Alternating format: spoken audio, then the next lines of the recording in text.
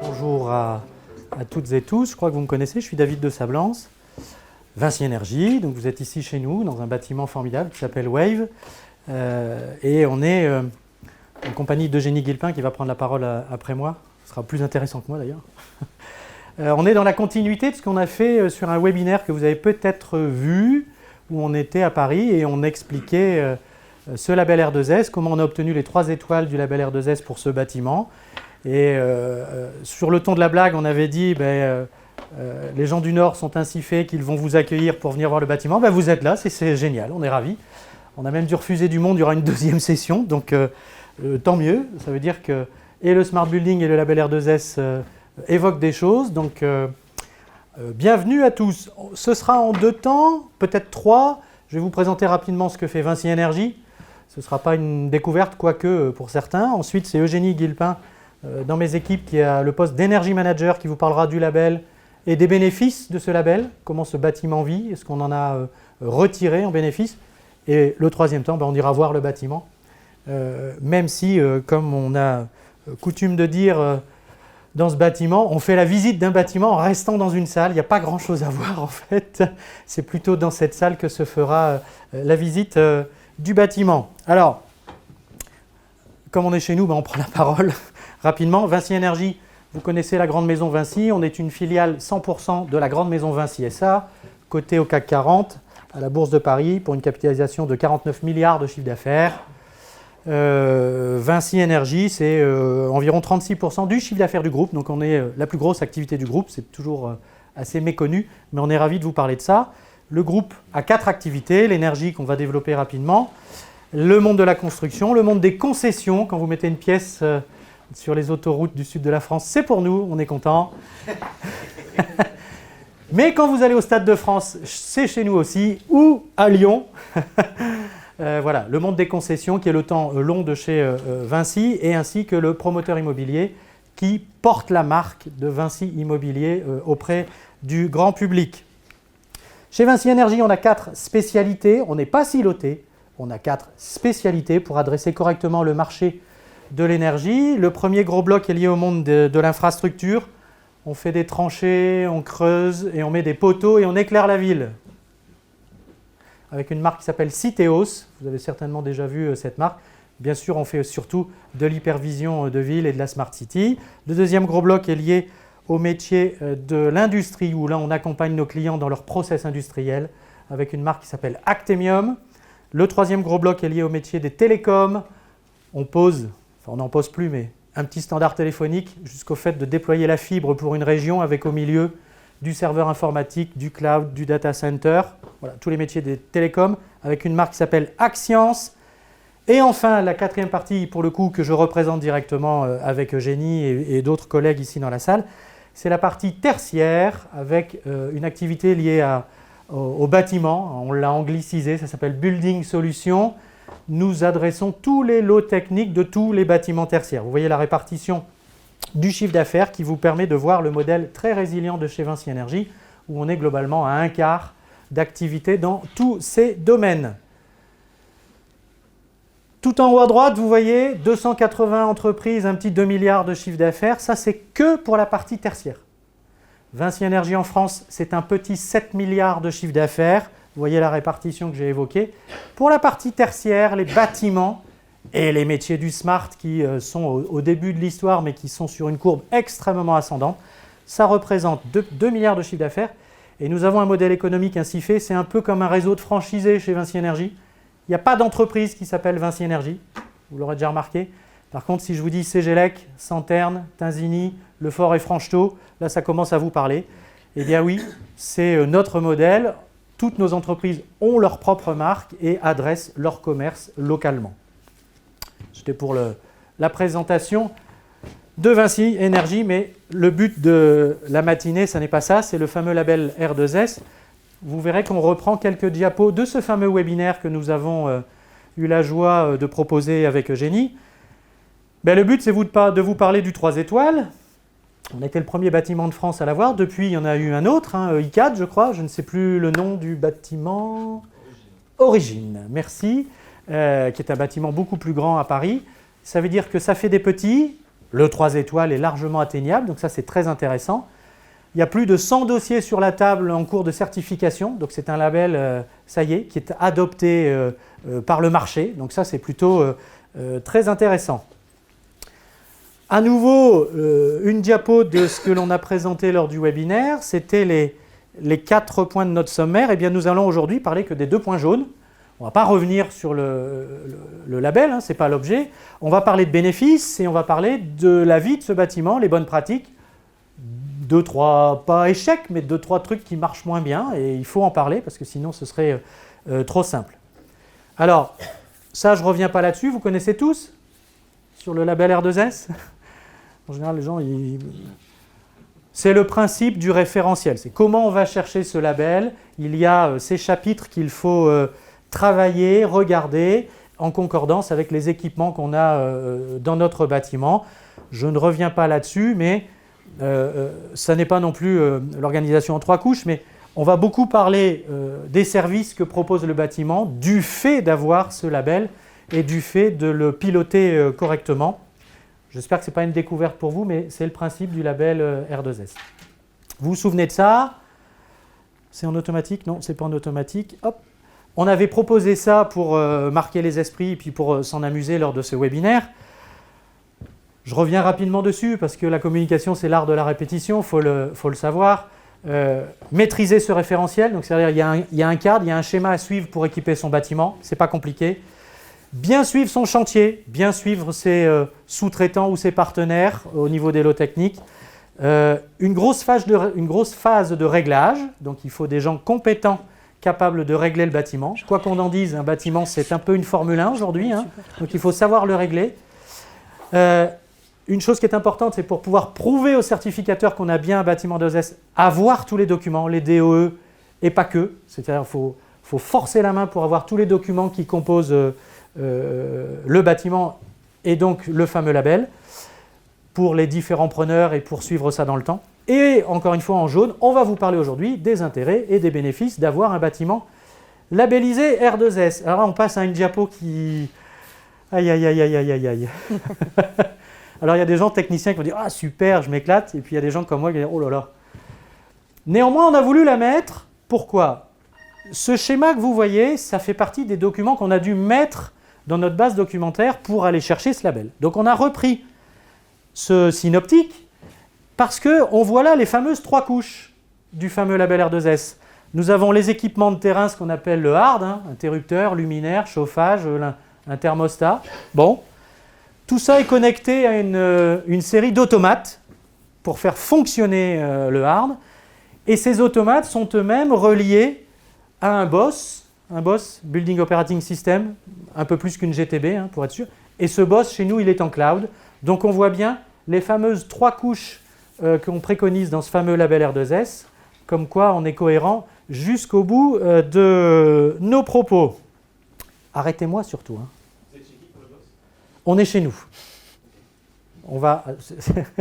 C'est un BOS qu'on a développé nous-mêmes parce qu'on ne trouvait pas chez les fournisseurs, chez les partenaires habituels, quelque chose qui nous plaisait. Et justement, ça fait partie du bénéfice. C'est des choses qu'on n'a pas trouvées sur étagère. Ce n'était pas satisfaisant pour nous, donc on l'a créé. Je fais un peu de teasing avec une PME du coin qui se développe. On a utilisé leur logiciel. Alors, d'emblée, et moi j'en aurais bientôt terminé, les coûts directs pour aller chercher ce label. Ici, on est dans un bâtiment où on est preneur, on n'est pas propriétaire. Donc le promoteur, qui est notre cousin Vinci Immobilier, a lancé ce programme qui s'appelle Triptyque à l'origine, parce que vous voyez qu'il y a 3 bâtiments dans ce même espace. Et nous avons pris ce bâtiment ici. Donc, en tant que preneur, locataire, le promoteur n'avait pas décidé d'aller chercher ce label. Par méconnaissance, voilà. Bon, ce n'était pas son truc. Nous, on a dit, comme on va mieux équiper le bâtiment que le programme technique de base du promoteur, tant qu'à faire, on va aussi imaginer d'avoir un label de connectivité, à savoir le label R2S. Donc, c'est Vinci Énergie qui a porté le fait d'aller chercher ce fameux label. Donc on vous met les coûts directs. Payer Certivea pour se faire auditer, c'est 11 000 €. Et comme on n'était pas, je ne vais pas dire hyper à l'aise, mais c'était nouveau, on a voulu se faire aider d'un AMO particulier pour la base documentaire, pour être certain de maîtriser ce fameux référentiel et que nous, on apporte les documents qui prouvent ce que l'on a fait au sein de ce bâtiment. Et cet AMO nous a coûté aussi 11 000 €. On peut donc avoir, pour un bâtiment comme celui-ci, peu importe les mètres carrés, hein, ici il y a 2000 mètres carrés, coût direct 22 000 €. L'AMO, vu les compétences qu'on a en interne, on s'est rendu compte à mi-chemin qu'on aurait pu le faire nous-mêmes. C'est pas grave, on est ravis de s'être fait aider quand même. Et donc, voilà la dépense directe pour aller chercher ce fameux label R2S. En coût indirect, eh bien, en cours de certification, qu'est-ce qui s'est passé? On voyait qu'en cumulant tous les points selon les différents chapitres, on était très très proche des 3 étoiles. Et donc, comme on est joueur, on a dit on va quand même essayer d'aller les chercher. Enfin, ce serait dommage de rater ça. Et qu'est-ce qui a fait qu'on est allé chercher le nombre suffisant de points? C'est qu'il nous manquait un audit de propagation des ondes à l'intérieur du bâtiment pour le réseau GSM. Et donc on a, encore une fois, système de preuve, on a dû payer cet audit pour prouver qu'à l'intérieur du bâtiment, le réseau était assez cohérent par rapport au GSM. La petite blague, c'est que moi j'avais fait des copies d'écran des téléphones à tous les étages partout pour dire, regardez, ça marche, ça passe, en mettant du Bouygues, du SFR. Bon, ils m'ont dit, non, là vous êtes vraiment trop joueurs, arrêtez. Hein, c'est le modèle français, on essaye toujours de contourner les choses. Donc voilà, on a payé cet audit de propagation qui a fait qu'on a ramené beaucoup de points et que le bâtiment est donc connecté et a une connectivité exemplaire. Le deuxième sujet, mais j'ai vu mes amis de Vinci Immobilier arriver, donc ça va être votre quart d'heure. Salut Stéphane. Salut. Quand on a dit à Vinci Immobilier qu'on prendrait ce bâtiment, on a dit on va essayer de regarder votre programme technique et s'il y a des choses à aménager, à améliorer, est-ce que vous nous donnez carte blanche pour le faire? Et bien sûr, ils nous ont dit bah oui, allez-y, ça va même être plutôt sympa, donc merci à eux. Le deal, c'était par contre, si vous faites vraiment les fous et que vous arrivez à vous enflammer sur les budgets, les travaux preneurs, ce sera pour vous.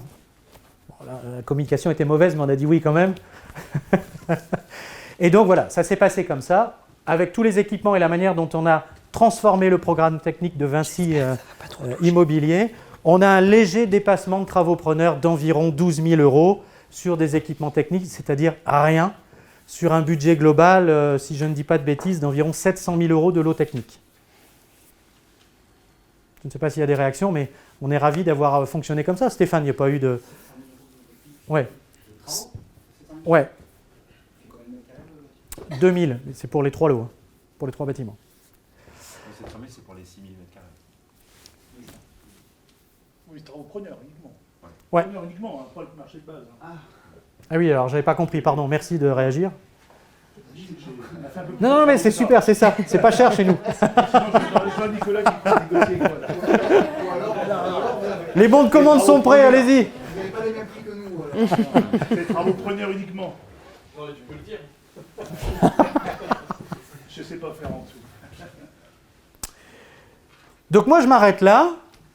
Peut-être qu'il y a une petite pause à faire le temps que Génie se prépare à la présentation de Wave, du boss et de comment on utilise ce bâtiment une fois qu'il a eu ce fameux label de connectivité. Des réactions par rapport à ça? Vous voulez en savoir des choses? Par rapport aux bénéfices, les chiffres que vous donnez, c'est basé sur quoi en fait? Alors, c'est bien, c'est du teasing, on va faire que ça en fait, c'est super. Bon, déjà, vous avez ce tableau des consommations là qu'on a voulu écrit à la main pour pouvoir communiquer auprès de tous les collaborateurs qui évoluent dans ce bâtiment, pour ne pas garder ça avec nous ou juste entre les mains de Génie qui pilote ça. Donc les consommations que vous voyez là, c'est vraiment le fruit du travail de Génie qui compile ça grâce au boss et grâce au fait d'avoir la data de ça.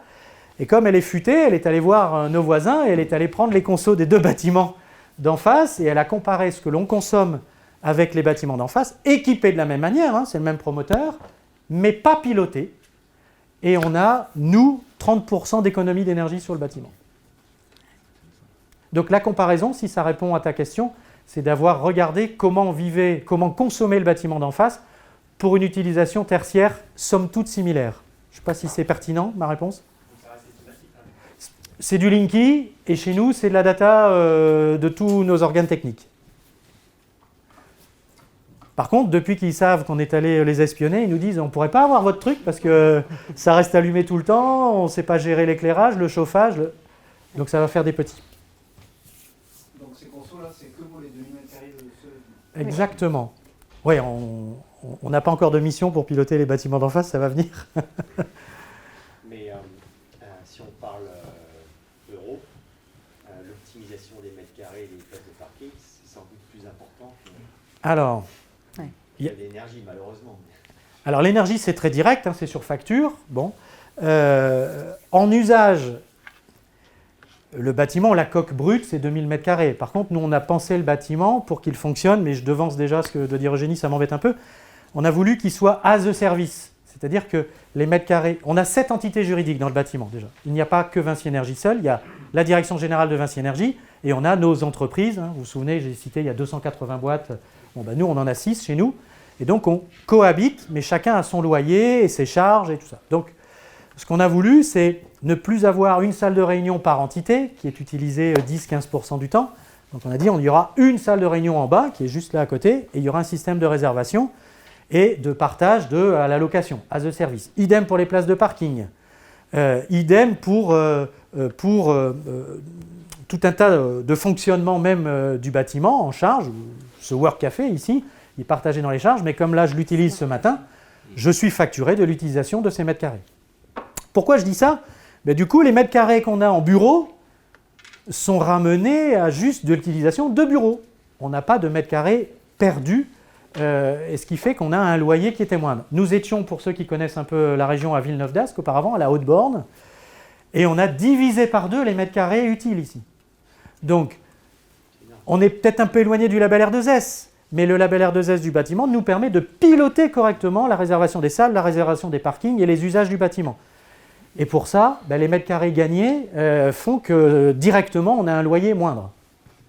Mais parce que c'est vrai que, si je peux me permettre, c'est vrai que, bien sûr, tu peux piloter des salles et des places de parking sans le label R2S. Oui. Mais là, l'intérêt, c'est que tu as les deux, et parce que tu as mutualisé une infrastructure. Exactement. Et je pense que Génie, tout à l'heure, elle va nous parler de confort, de bien-être, et juste rajouter un petit capteur, et d'un seul coup, tu vas pouvoir agir sur le confort, sur le bien-être, sans avoir de nouveau à rajouter des tas d'infrastructures, des tas d'équipements. C'est cette évolutivité-là qui... Exactement. Et puis d'autres, vous allez le voir très vite dans le boss qu'on a. On a déjà bougé des cloisons, il y a des entreprises qui ont grandi, d'autres qui ont évolué. On a déjà réaménagé les espaces alors qu'on est là que depuis 2 ans.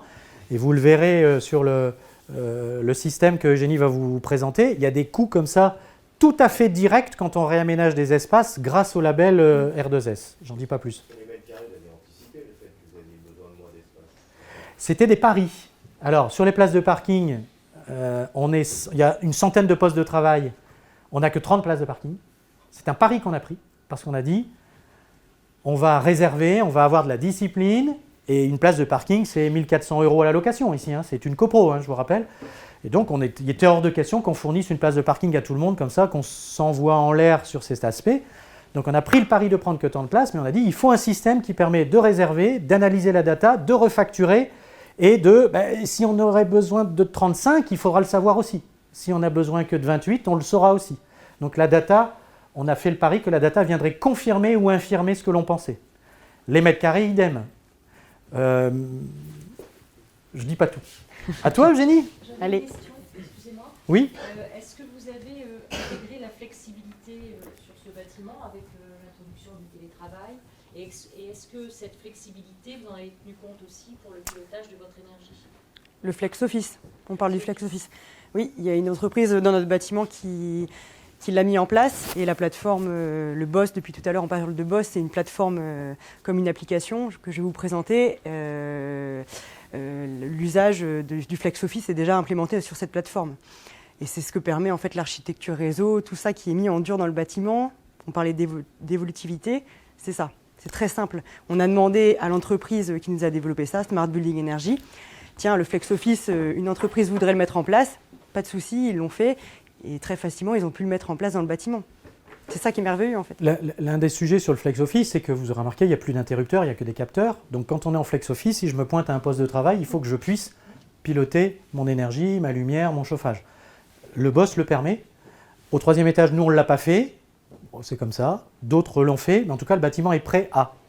Et si on doit rajouter un capteur ou en enlever un, bah, c'est très facile, c'est du plug and play. Je te laisse la main. On pourrait imaginer qu'une personne qui préfère avoir une luminosité de 600 lux ait ses paramètres d'usage directement quand elle arrive sur son poste de travail réservé grâce à la plateforme. Donc on parle d'énergie là.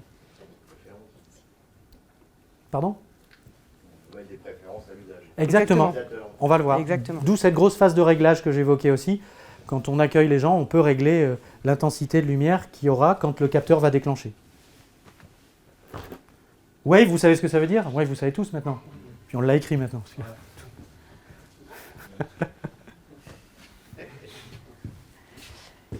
Donc, bienvenue à tous. Moi, c'est Eugénie Guillepin. Je suis Energy Manager.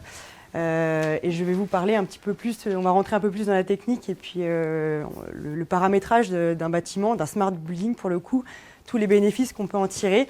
Et Wave, on a mis démonstrateur de l'immobilier de demain. C'est un peu prétentieux. Un peu prétentieux, mais bon, on commence à voir des usages et des performances que les bâtiments d'hier n'avaient pas. Donc, on va vous les partager aujourd'hui avec vous. Vous êtes arrivés comment, tous à pied à peu près? Donc vous êtes tous passés devant ce bâtiment qui est l'incubateur Euratechnologie. Euratechnologie, c'est le quartier, mais aussi l'incubateur de start-up. Et David parlait d'un déménagement d'il y a 2 ans et demi. Voilà, on n'a pas voulu se mettre n'importe où. Et c'est ici que tout se passe, un peu the place to be. Hein. On a des start-up qui naissent tous les jours. C'est le plus gros incubateur de start-up de France. Et on est très actifs avec eux et on croit à ces start-up qui viennent un peu bouleverser tous les jours nos métiers d'électriciens, de chauffagistes. Et ils nous ont un peu ouvert les yeux sur nos métiers. Donc on apprend beaucoup avec eux et ils apprennent beaucoup également avec nous. On leur permet de faire des POC, hein, des preuves de concept avec nous et ça fait créer de bons liens, un bel écosystème. Donc c'est pas pour rien qu'on est ici à Euratechnologie. On a décidé vraiment de lancer cette aventure, ce beau projet Wave. Hein, c'est un bâtiment, mais c'est aussi un beau projet humain.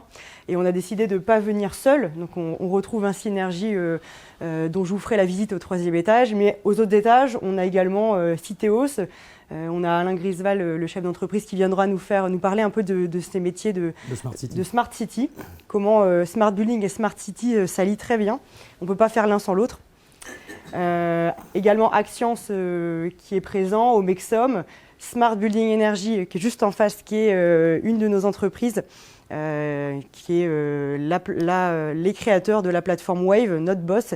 C'est eux qui ont réussi à faire ce bâtiment, un bâtiment vraiment assez axé sur l'usage et la performance énergétique.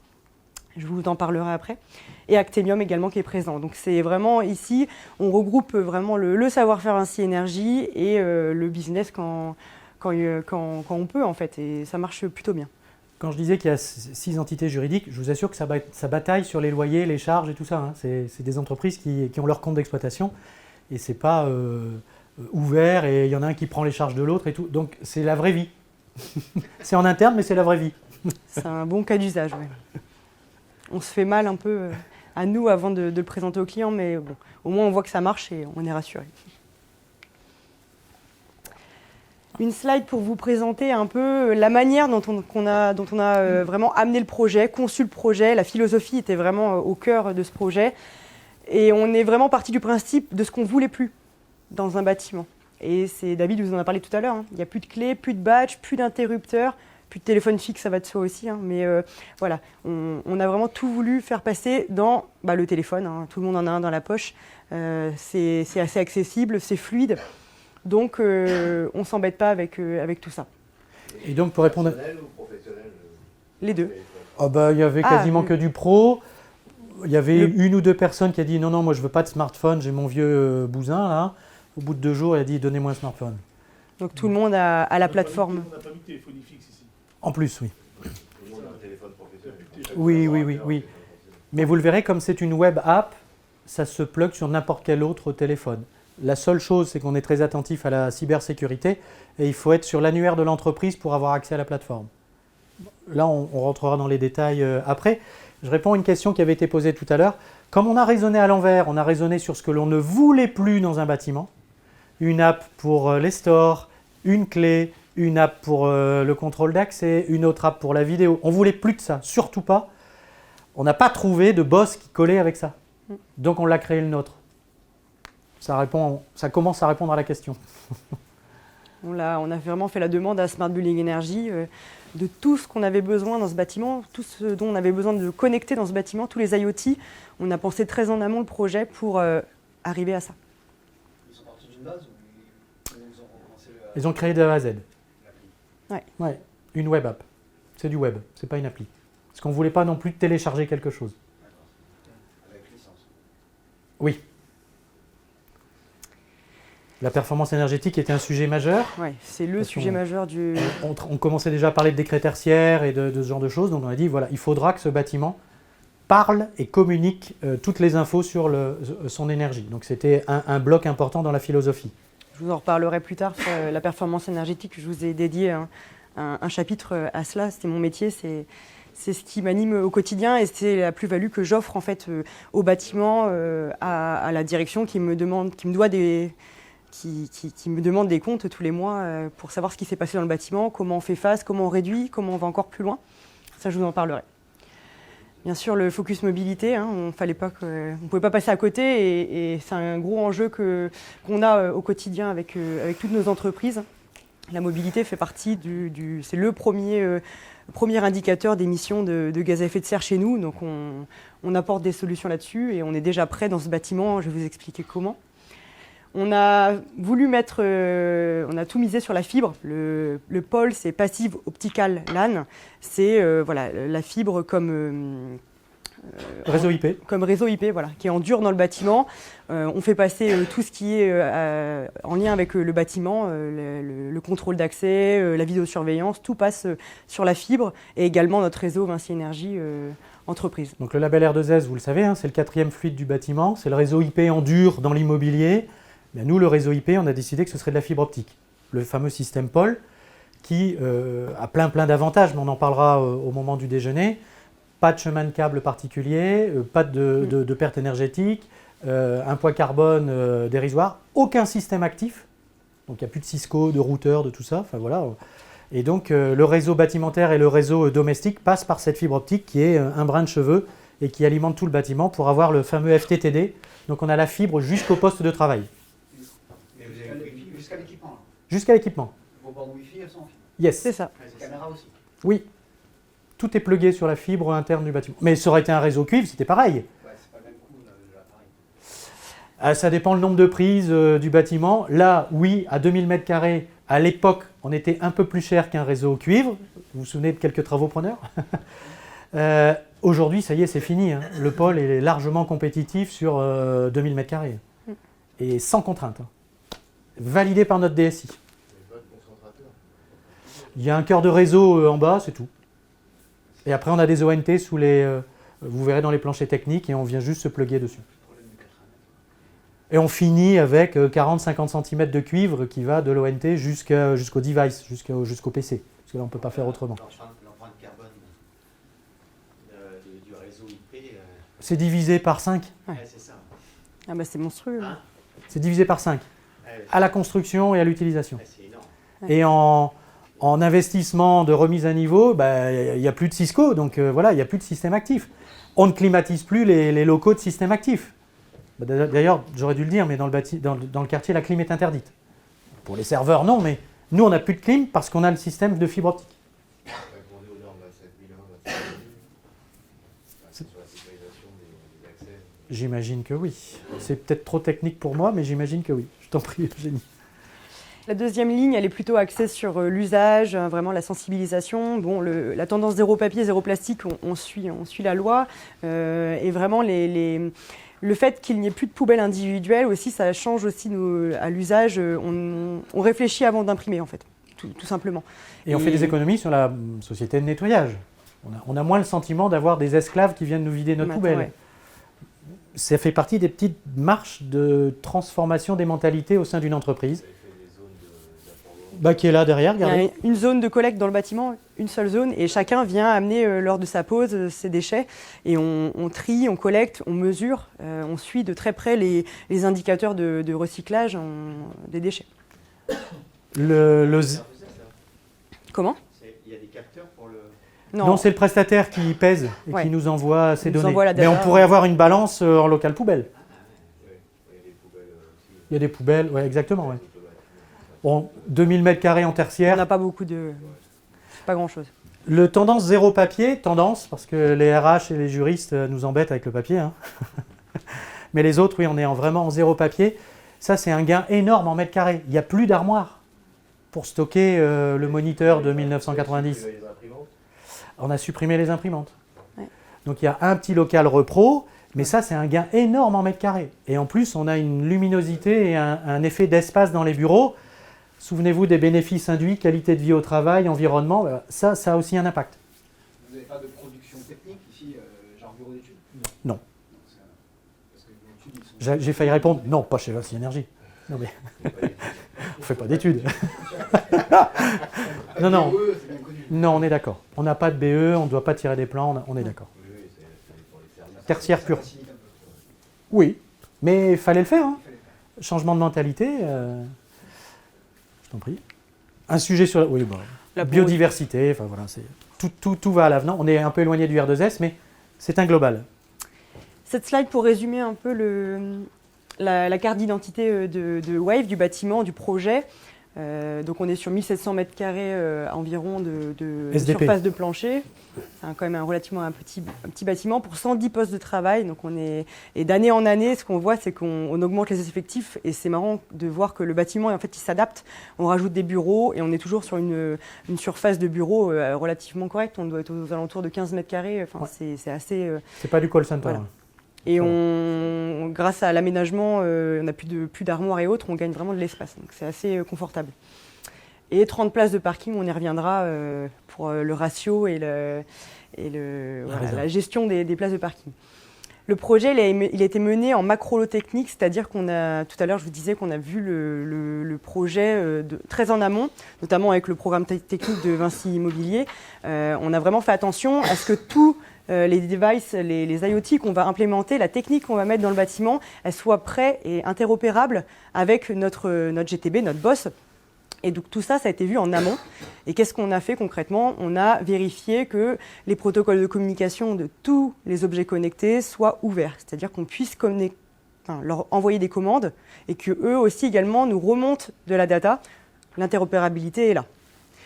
Et c'est là qu'on s'est rendu compte, petite anecdote, à chaque fois on l'a dit, mais c'est de la réalité.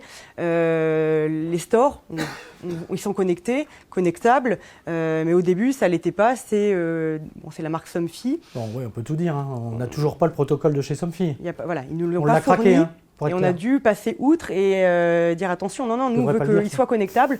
Donc on va faire un petit travail là-dessus pour que... Parce qu'il n'y a pas de clim, comme on vous le dit, donc moi je me sers des stores pour faire ombrière et qu'on ait une fraîcheur l'été. Parce qu'un bâtiment, faut savoir le rafraîchir quand même. Donc on était obligé de passer outre et mettre, je finis juste là-dessus, mettre les stores pas dans le lot huisserie comme ils étaient initialement, mais dans un lot smart. Et c'est l'AMO Smart Building Energy qui a fait tout ce travail de dire attention, voilà. C'est absolument important de gérer la température ambiante grâce au store, mais c'était dans le lot huisserie. Bon, voilà. Donc s'il y a un AMO Smart en amont, on voit bien qu'il va aller chercher les différents lots techniques pour utiliser le bâtiment. Ça, c'est un sujet. Après, il y a des petites bricoles. Hein. La platine vidéo que vous avez à l'entrée n'est pas non plus dans le lot Smart. Donc ça, c'est câblé. Donc c'est posé, je dis rien parce que c'est nous qui l'avons fait, mais c'est posé bien sûr à 20 mètres du bureau de l'assistante. Donc quand ça sonne, elle se lève pour aller voir qui est à la porte. On aurait pu faire avec la fibre qu'on a posée, supprimer la platine vidéo et connecter ça sur le PC des gens. C'était une économie de matériel, de câblage, ça n'a pas été fait. Je vous parlais des 3-4 petites bricoles smart comme ça qui auraient pu être faites. Ça en fait partie. C'est pas majeur, hein.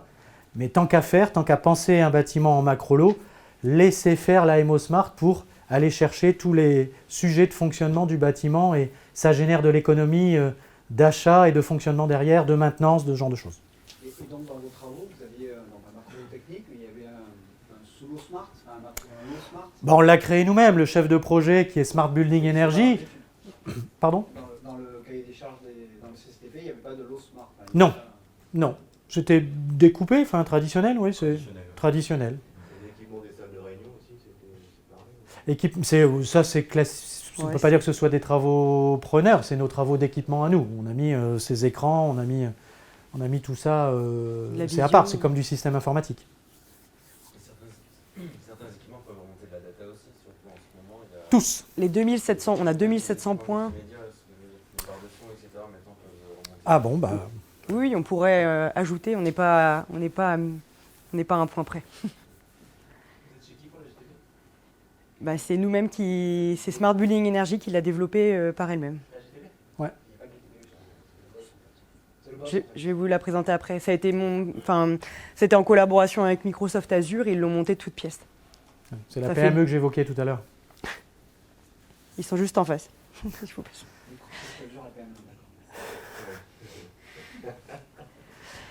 Le label R2S, On en a parlé. on en parle, mais la finalité, c'est le plug and play. L'interopérabilité, c'est-à-dire je pose un IoT, vous voyez le petit IoT N-Océan en haut de la porte. Où ça, là? Comment? Ou le capteur de qualité d'air COSIER, ou voilà. Tout est plugué et me remonte de la data. Je paramètre vraiment la remontée de data vraiment à bon escient pour qu'il y ait vraiment une utilisation, un usage derrière. Le bâtiment, il a été pensé as a service, c'est-à-dire que toute la brique servicielle du bâtiment, c'est à l'usage. C'est-à-dire que ici, je réserve l'espace pour vous, on vous reçoit. On va être facturé sur notre service pour les 4 heures où j'ai bloqué la salle. Une place de parking, imaginons, je viens une fois par mois en voiture, je vais être facturé une place de parking, mon service va être facturé une place de parking par mois. Et si je réserve et que je ne viens pas, non seulement je vais être facturé, oui. Et il y aura une alerte au manager pour dire « t'as pris une place, t'as pénalisé quelqu'un ». Bon, ça n'arrive pas. Après, le manager, il gère comme il veut. Il n'y a pas de côté dictatorial dans l'affaire, on est bien d'accord. Mais la data vient confirmer ou infirmer ce que l'on imaginait ou ce que l'on pensait. Les vélos. Non.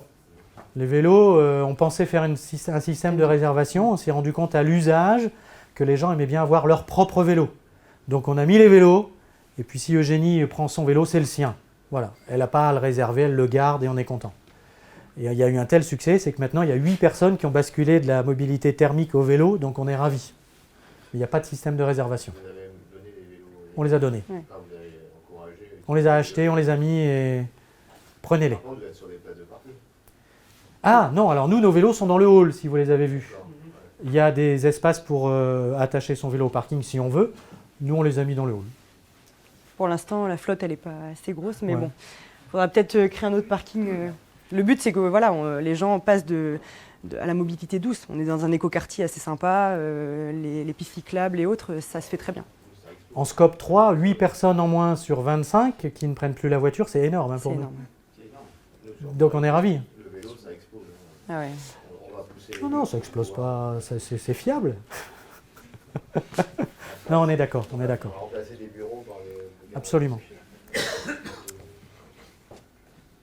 T'as un truc sur une dernière minute, oui, sur le photovoltaïque. Ouais, on va produire nous-mêmes notre propre énergie, bon, pas à faire de l'autoconsommation à 100%, comme on pourrait, hein, mais bon, on consomme déjà très peu dans le bâtiment, donc c'était pas l'objectif. L'objectif, c'était de poser des énergies renouvelables en photovoltaïque, mais c'est surtout le deuxième point, créer une boucle en DC, en courant continu. Et là, pareil, on cherche de l'innovation. C'est un beau bâtiment qui s'y prête et on veut vraiment aller jusqu'au bout. Et en tant qu'à faire, on va les faire et ça va être fait là dans les mois. En juin, je pense. Vous pourrez revenir. On pourra faire l'inauguration, une belle inauguration, je pense à la rentrée. Voilà, faire un demi-plateau en full courant continu. Et en parallèle, je vous montrerai une diapo après, mais mettre en parallèle une installation classique en courant alternatif pour voir vraiment la différence de, vous savez, il y a des pertes énergétiques, électriques avec le courant alternatif entre toutes les transformations de passer du DC à l'AC, AC et DC. On a mesuré en théorie les pertes qu'on devrait avoir. Et là, en pratique, moi, avec la data que je vais remonter, avec tous les compteurs d'énergie, je vais pouvoir mesurer la différence qu'on va avoir. Donc là, on est encore une fois sur un démonstrateur qui nous permet d'avoir de la data précise, un peu comme un lab. Mais bon. Tu pourras mesurer l'empreinte carbone aussi de l'installation. Oui, Ouais. obligatoire. Ça, c'est prévu. Ça sera fourni par les panneaux photovoltaïques. Oui, c'est ça. On utilisera l'énergie du photovoltaïque directement sur nos devices en courant continu. Il y aura batterie, on va recabler une partie du bureau. Mais ça, on le fait. Si ça avait été à l'origine, on aurait Pour les éclairages. Ouais. éclairage, prise. Éclairage bureautique et on est en train de voir aussi, on va plugger sur nos IRVE, nos bornes de recharge. Plus de chargeur, Exact. Qu'une prise USB. Parce qu'on voit qu'aujourd'hui, nos... USB Ouais. sur le PC. Ouais. Et on a demandé pour l'anecdote à notre boîte de nettoyage d'avoir un aspirateur sur batterie. Parce qu'il n'y aura plus de prise 220. Et sinon, les PC, 230. vous avez commandé des PC spéciaux pour être alimentés en... Non, Non, USB-C. on arrive en 5 ou 20 volts sur notre bureautique. C'est USB 3.C. Ouais, alors, donc 5 volts. Combien d'ampères? Ampère, je ne l'ai pas en tête. J'ai pas entendu, pardon. Ah non, on a tout créé. C'est le travail de génie. Et... Il y a un bâtiment au monde qui a été fait en full courant continu, qui est aux Pays-Bas, qui s'appelle The Circle. Et on est allé le visiter. Et en fait, c'est une boîte qui s'appelle DC System là-bas, aux Pays-Bas. Et ça sera le premier cas en France. On sera premier bâtiment alimenté en courant continu. Vous êtes en éclairage LED. Ouais, c'est du Philips et les éclairages peuvent être... donc on a juste modifié les éclairages pour qu'ils soient alimentés en courant continu. On en parlera après, on va essayer d'avancer, sinon on va prendre du retard. C'est des travaux que vous faites avec votre bailleur Ah, on lui a demandé toutes les autorisations, bien sûr. Et il nous a dit, vous démontrez quand vous partirez. Ouais, on n'est pas sûr qu'on était exactement sur la même ligne. On a dit oui. On n'est pas prêt de partir, Stéphane, ça va. C'est un scoop que je te donne. Ouais. On s'est plus chamaillé, mais c'est les cas d'usage, on s'est plus chamaillé sur l'étanchéité de la toiture pour les panneaux photovoltaïques que réellement l'esprit de ce qu'on voulait faire. Ouais. C'est comme ça. C'est aussi la pédagogie que l'on doit à nos propriétaires. Ils sont un peu éloignés de tout ça. Dans vos consommations, là, vous avez déduit le fait que vous rendez l'électricité ou quoi, par rapport Il n'y aura pas de revente. Non, Ouais. mais là, aujourd'hui. On ne Aujourd'hui, revend rien aujourd'hui. aujourd'hui, L'install y a n'est pas pas de- faite. y a pas de L'install panneau. va être posé là en juin. Non, les Non, panneaux pas sont- encore. Non. Non, les 85 kWh, c'est... Oui, on faisait un peu de teasing aussi. 85 Vous reviendrez en kWh, juin. Là, c'est 100 panneaux. Et les panneaux arriveront en juin. Ouais, je les ai marqués. Les 5 points de recharge, donc des charges rapides qu'on a implémentés. Et on a surtout bien fait attention à avoir le protocole OCCP 1.6 qui permet un kit de communication avec les bornes pour, encore une fois, on ne veut pas mettre des bornes pour mettre des bornes et que les gens se chargent toute la journée de 8h à 20h. Ce n'est pas du tout intelligent. Nous, on veut qu'il y ait de la réservation. Donc ça, pareil, on est en train de l'implémenter sur notre boss et que le système soit intelligent et gère les appels de puissance. Si le bâtiment a une forte demande, et ben les charges de véhicules vont diminuer, etc. Et dès que la charge sera finie, en tant qu'utilisateur, on reçoit un message « Veuillez déplacer votre véhicule » et voilà, laissez place à quelqu'un d'autre. Normalement, c'est à ce moment-là que je parle de Madame Michu, qui en Allez, effet vas-y. sera alertée pour dire ta voiture est chargée, il faut que tu bouges. Parce que c'est ça l'enjeu de la mobilité de demain. Hein. C'est pas Ah, si elle bouge si elle pas, bouge elle pas, paiera la charge. il y aura Enfin, on mettra les alarme, pénalités. alerte, le manager sera averti. Bon, encore une fois, on n'est pas dans une dictature, loin de là, mais on va y passer. Avec 30 places de parking, on n'a pas de marge. On a tous ces problèmes-là. Voilà. C'est pas le problème de la place. Donc retenez le protocole de communication Ouais. majeur Minimum pour OCCP avoir 1.6. l'interaction et l'interopérabilité sur les bornes. Mais les bornes, elles sont en AC ou en DC? Là, elles sont AC. DC. Non, Ah non, elles sont, pardon. justement, on peut. Et il y en a très peu actuellement, hein, des On va bornes les sur le changer. marché où On va devoir les changer. Ah ouais, ok. il y en a qui arrivent là, petit à petit, des bornes qui sont en alimentation DC. Et là, on sera bien. On va pas alimenter et retransformer AC DC. On sera encore dans. On n'a que Dans la 5 perte. bornes aujourd'hui. Ah, Dans 2 ans, il y en Ouais. aura 15. Hein. faut que ce soit clair pour tout le monde, ça. Hein. Donc on mettra On quelques est bords déjà- dans le courant continu.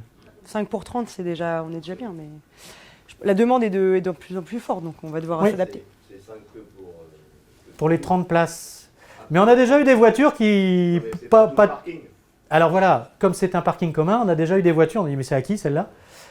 Bah, il y a des gens qui viennent, qui se pluguent. Bon, vous voyez, le côté, il va falloir piloter ça aussi, parce qu'il y a un moment, cette énergie ne va pas être gratuite pour tout le monde. Quoi. Hop, Les labels et les certifications qu'on a reçues, donc Vincimo, ils sont allés chercher le BREEAM Very Good et Finergie Plus, tout ce qui est en rapport, vous devez les connaître, hein, en rapport avec l'enveloppe énergétique du bâtiment. Et nous, on allait chercher en tant que preneur le label R2S 3 étoiles. Et après, en 2019, on a reçu le Grand Prix du CIMI. bâtiment de moins de 5000 m², bâtiment France. Hein. Donc c'est une super collaboration avec nos amis de Vinci-Imo, on était ravis. Ça faisait longtemps qu'on ne l'avait pas eu, je crois. Enfin, que vous ne l'aviez pas eu. Dans la région, c'est une première, et on a même gagné la même année la pyramide d'argent à l'AFPI. Pour ce bâtiment. Comme quoi, il n'y a pas que le coup de crayon dans un bâtiment, il y a dorénavant la manière dont il est utilisé, l'usage, la technique. C'est ce qui a fait qu'on a eu ce Grand Prix. On a été audité in situ. Hein, la commission du CIMI est venue voir le bâtiment. Hein. Donc c'est une fierté qu'on partage ensemble. Le prix des Green Solution Awards en 2019 également. Et le congrès Virtuose qui est porté par la MEL, on a eu le Grand Prix du Smart Building. Alors ça, c'est une page présentée parce qu'on met à l'honneur, encore une fois, vous voyez notre modèle économique. Ce sont les entreprises Vinci Énergie de la région, de Lille, qui ont œuvré pour ce bâtiment. Vous retrouvez des noms relativement connus et nos partenaires à côté qui nous ont accompagnés tant en aménagement qu'en traitement des déchets ou la biodiversité avec la ruche, Spacing qui nous a fait les aménagements intérieurs. On ne peut pas faire autrement que de passer cette diapo. Et Les visiteurs. on a eu plus de 600 visites en 2 ans. Ouais. Sans faire de com, c'est le bouche à oreille, c'est les gens qui en parlent, qui disent tiens on a vu un truc, faut aller les voir. Nous on est ravis parce que en toute humilité, on a fait ce qu'on voulait faire nous, selon nos envies, selon nos idées. On est ravis d'avoir fait un smart building comme on dit. Néanmoins, quand on reçoit les gens, on ne fait pas la promotion que de ce que l'on a fait. Nous, le message que l'on veut faire passer, c'est 1, le label R2S, c'est cadre de confiance. Ne cherchez pas, allez-y. 1, 2, 3 étoiles, allez-y. Et 2, si on a pu vous donner quelques idées de smart building, ben faites-le. C'est l'avenir. Si vous voulez notre solution, bien évidemment, elle est là, elle fonctionne. Et il y a des gens ici qui sont assez chiants pour faire en sorte qu'elle fonctionne. Donc elle est disponible. Mais si ce n'est pas ça que vous voulez, que vous faites autre chose, eh bien c'est très bien. C'est la promotion que l'on veut faire du fameux Smart Building, performance énergétique, cas d'usage, adaptabilité. Ah ben, ils sont même là tous les jours, vu que je bosse ici. Ils ont un bureau ici. On voit un bureau. Enfin, pas tous les jours. T'as une diapo de... La petite slide, oui, juste pour, je vous l'ai Ouais. promise. L'installation au niveau de AC VSDC. Donc là, on va voir, là c'est le demi-plateau du 3e étage qu'on va aller visiter en haut, qui sera lui alimenté en full courant continu. Donc on voit bien la production d'énergie renouvelable en panneaux photovoltaïques. Et ensuite, on arrive une conversion pour arriver sur un bus en fait 350 volts. Et ensuite qui est relié on va monter une sorte de un TD ou un TGBT courant continu à côté du TD AC. Du stockage, on a une batterie 10 kWh. Et ensuite, l'acheminement et des conversions en 5-20 volts pour de la bureautique dans chaque bureau. Et un bureau sera alimenté en 48 volts pour le luminaire. C'est quelle entreprise qui va vous faire l'électricité? L'Elex et Delport. Au niveau J'allais dire une du... blague, mais- T'allais dire quoi? Non, rien, rien. Et la C'est solution nous. au courant continu, c'est DC Systèmes qui nous accompagne. Ils ont déjà fait des systèmes, oui, mais Il faut que Oui. Et Photovoltaïque, pardon, et la entreprise photovoltaïque. Le Sceau, Delport En- pour le câblage, et surtout chef de projet, Eugénie et Camille Thirier de chez CGLEC qui ont imaginé, créé, creusé l'affaire, rencontré Emmanuel plusieurs fois, qui sont allés voir d'autres systèmes aux Pays-Bas. Et on a surtout la chance d'avoir des dirigeants chez nous qui nous disent « Go, allez-y, et on verra ce que ça donne et les études? Bureau de contrôle ». Veritas. CGLEC, grand projet. Et les études, bureau d'études. CGEX Comprojet, il serait capable de faire du full d'ici. Oui. On va d'abord se faire On va mal ici. on va déjà et essayer après, de tester, oui. avoir un premier retour d'expérience. Non, c'est la première. Il n'y a personne qui en a fait. Hein. Donc, Il y a eu des études déjà menées, mais jamais menées à bout. Exact. Mais il y a déjà beaucoup d'études qui ont été menées, surtout sur... voilà, donc là on va le faire. En plus, on est du coup partenaire d'une chaire avec HEI et Junia sur ce sujet. Enfin voilà, on fait les choses dans l'ordre réglementairement. Et chez nous, comme la préoccupation de Vinci Energy, c'est safety first, on voulait, j'ai développé ça, on voulait s'assurer que ce système soit safe et sécurisé, parce que c'est nouveau aussi. Hein. Même si c'est 48 volts maxi, il ne faut pas que les gens se blessent ou que ça brûle ou que sais-je. Donc on a pris le temps d'eux. Mais voilà. On ne veut pas tout faire là-dessus, mais c'est le teasing de juin. Parce qu'on est convaincu que la mobilité électrique, le bâtiment de demain, ce sera du courant continu. Enfin, moi, je commence à être convaincu. Non, n'en mets qu'un. Il est là. C'est pour le piloter. On ne va pas tout recabler après 2 ans. On a travaillé avec Luxendi de la région pour nous modifier justement le luminaire pour qu'il puisse être alimenté en DC. Après, par souci, on n'a pas modifié tous les éclairages, ça aurait demandé aussi beaucoup de temps. Là, avec la consommation, la production-consommation, c'est déjà assez suffisant pour mesurer et voir quel impact ça a. Vous voyez, d'un mot, on a même déjà oublié le fameux label R2S. C'est ça, on va le faire. Et le fait que le bâtiment soit équipé et qu'il y ait un boss, on pourra mesurer ce qu'on fait. C'est ça, en fait, l'avantage de ce label et du boss qui vient. Je te laisse... On fait la démo de la plateforme ? Oui. Tu lances ça directement ? Non, c'était après. Pardon. Donc là, ça va être plutôt interactif. On va se plugger sur le fameux boss, donc c'est du web. Et on a besoin de votre aide pour que vous puissiez nous dire ce que vous voulez aller voir. Allumer, éteindre, chauffer, réserver une place de parking, réserver une salle. Dites-nous ce qui vous intéresse. Avant, peut-être expliquer, donc c'est une web app, donc juste un lien de connexion et on est directement authentifié. Vous voyez ici, voilà, j'ai pas eu de login ou de password à rentrer. Je suis dans l'annuaire Vinci, donc je suis reconnue. Une fois par mois, j'ai une vérification pour de la sécurité au niveau de la MFA, double authentification. Et ensuite, on retrouve mon espace que j'ai vraiment organisé à mes envies, avec mes briques préférentielles que j'utilise au quotidien, mais peut-être que David, lui, il aura peut-être d'autres briques, Bernard, peut-être d'autres briques. Donc on retrouve 3 onglets principaux. Et le dernier, j'en discuterai après. Le bloc énergie, hein, c'est comme sur une voiture, hein, c'est les dashboards, c'est toute la grosse brique des consommations du bâtiment, les ratios, le 85 kWh sort de là. Les 2700 points nous remontent de la data qui est mise en valeur sur cette brique-là. L'aspect confort, on va y retrouver la température, l'éclairage d'une zone, la position des stores, le contrôle d'accès pour ceux qui sont arrivés à pied, on peut leur ouvrir à distance, tout se fait à distance. La mise en service des alarmes, également, c'est juste un bouton activé, on n'a plus à se souvenir du code, etc. Voilà, c'est très rapide. Tiens, j'ai oublié, je suis partie du bureau, j'ai pas mis l'alarme. Pas de souci, je peux la mettre à distance. C'est assez... plutôt confortable. Cosière, c'est la qualité d'air intérieur. Vous voyez le totem qui est ici. S'il passe en bleu, par exemple, on saura qu'on est passé au seuil de 1000 ppm, particules par million. Donc c'est une particule de CO2, les particules de CO2 pour 1 million de particules fines. Dans la brique servicielle, on retrouve la réservation d'une salle de réunion, d'un espace du bâtiment, une place de parking, un véhicule hybride ou électrique de la flotte de l'entreprise, les dashboards pour afficher aux utilisateurs différents graphiques qui pourraient les intéresser. Tiens, je ne sais pas, quelqu'un hier m'a demandé des dashboards de la qualité d'air par rapport à la taux de présence dans le bâtiment. Je le montre très facilement et ils ont accès à ça. On les fait défiler sur cet écran qui est ici au Work Café. On communique, les gens quand ils ont une question, ils l'écrivent sur le mur. Voilà, c'est très interactif. Ce qu'on veut, c'est vraiment vulgariser cette donnée qui est assez technique finalement, pour quand on parle de kilowattheure, de qualité d'air, de ppm, d'empreinte carbone, etc. Et là, c'est des données qui viennent uniquement du boss ou vous avez aussi des données externes ? Le boss se plug aussi sur des stations météo, de l'aéroport de Léquin, etc. D'accord, mais c'est le boss intermédiaire. Là, toutes les données sont Voilà. sur le boss. Oui. Tout est Station météo, on avait une station météo sur le toit, mais on n'était pas très satisfait, donc on prend les données de Léquin, comme l'a dit Eugénie.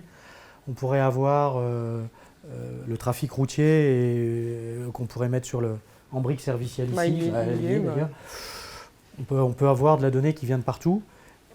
Moi j'aime bien cet environnement parce que ça ressemble vraiment aux briques servicielles poussées par la SBA aussi. C'est-à-dire on voit bien qu'on peut aller mettre les briques qui nous servent ou pas, et on peut aménager sa plateforme comme on le souhaite. Non. Pas sur ce bâtiment. Un bâtiment Non. de 1700 m², on a trouvé que ce n'était pas judicieux de faire en BIM. Tout à l'heure, je vais vous montrer une des grands atouts de cette plateforme, c'est la reconfiguration des espaces. Et vous verrez que c'est une map, une 2D, ouais. carte classique, c'est pas du BIM. Après, ça peut très bien se faire en BIM.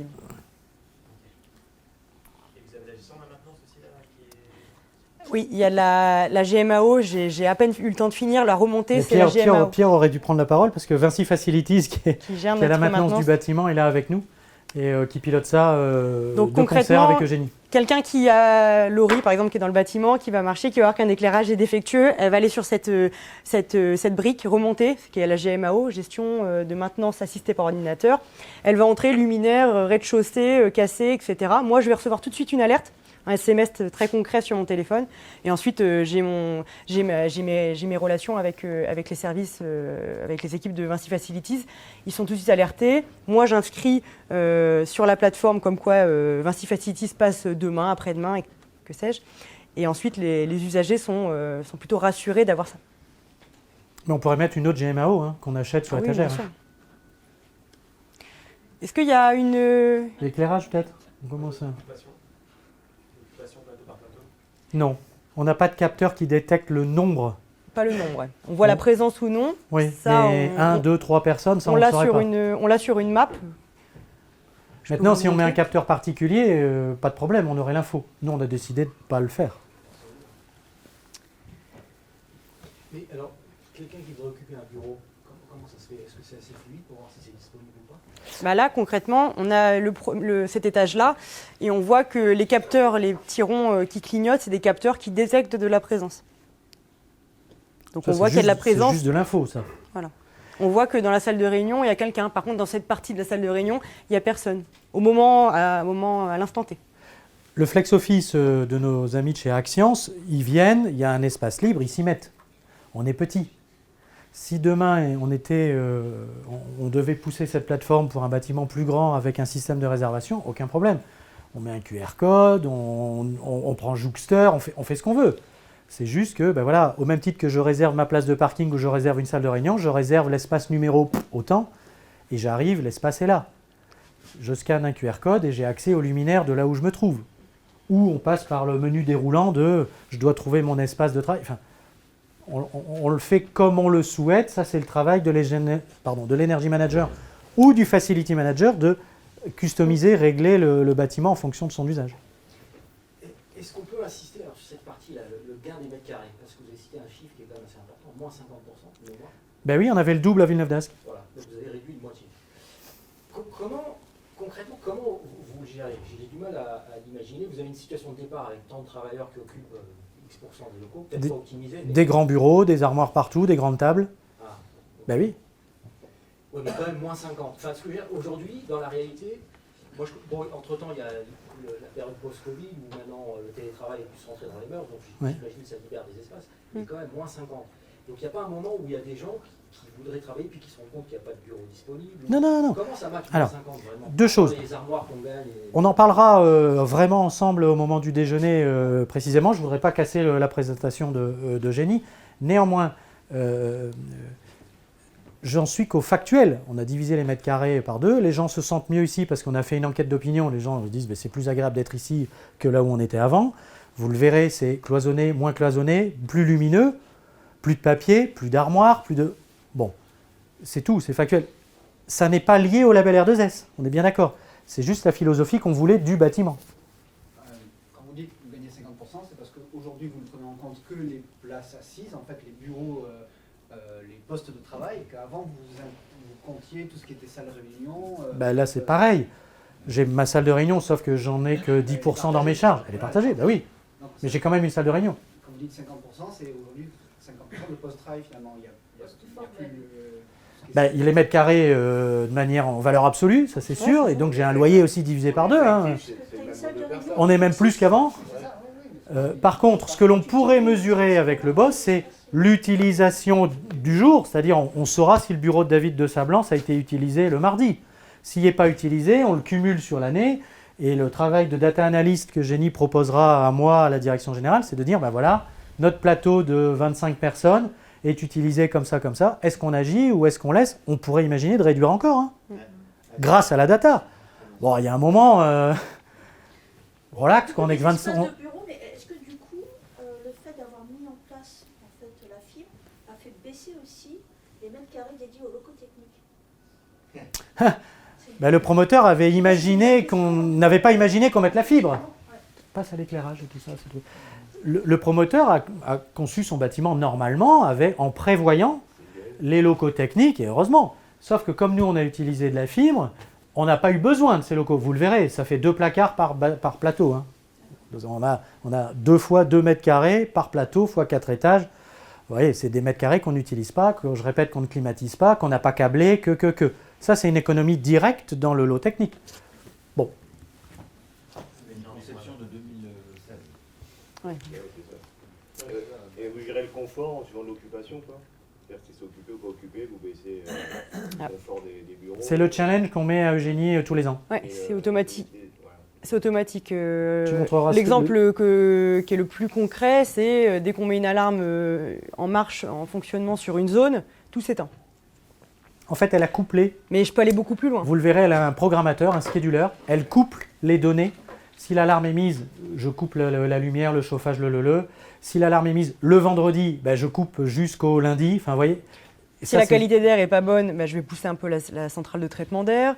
Si la température prévisionnelle de la journée au maximum est à 28 degrés, mes stores le matin vont tous se baisser pour garder la fraîcheur. Et si je veux remonter le store, je vais pouvoir le remonter, mais il va redescendre dans la minute. Aussitôt. Donc les gens vont m'appeler, Eugénie, je ne comprends pas, mon store il vient de remonter alors que je viens de lui dire de descendre. C'est pour préserver l'ambiance thermique de l'intérieur. 1 mètre carré de lumière en rayonnement lumineux, c'est 2 à 3 degrés à l'intérieur.